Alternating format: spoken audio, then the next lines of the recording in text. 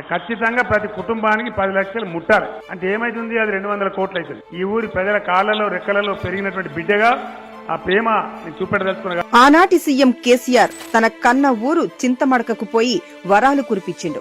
ఇంటికి 10 లక్షల చొప్పున 2000 కుటుంబాలకు 200 కోట్ల వరమిచ్చిండు. కానీ తెలంగాణలోని మిగతా 12,705 గ్రామాలకు నిధులు ఇచ్చేందుకు మాత్రం కేసీఆర్ కు మనసు రాలేదు.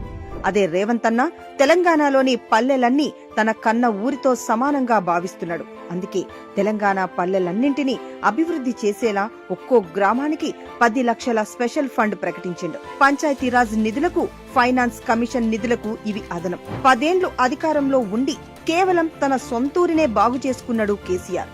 మిగతా గ్రామాల సర్పంచులు అప్పుల పాలై ఆత్మహత్యలు చేసుకున్నా పట్టించుకోలేదు. అదే రేవంత్ అన్న రాజకీయాలకు అతీతంగా అన్ని గ్రామాలు అభివృద్ధి చెందాలని ఆకాంక్షిస్తున్నాడు. స్పెషల్ డెవలప్మెంట్ ఫండ్ చిన్న గ్రామాలకు 5 లక్షలు, పెద్ద గ్రామాలకు 10 లక్షలు. తనకు కొండారెడ్డిపల్లి అంటే ఎంత ప్రేమనో తెలంగాణలోని మిగతా 12,705 గ్రామాలపై కూడా అంతే ప్రేమ అని నిరూపిస్తున్నాడు.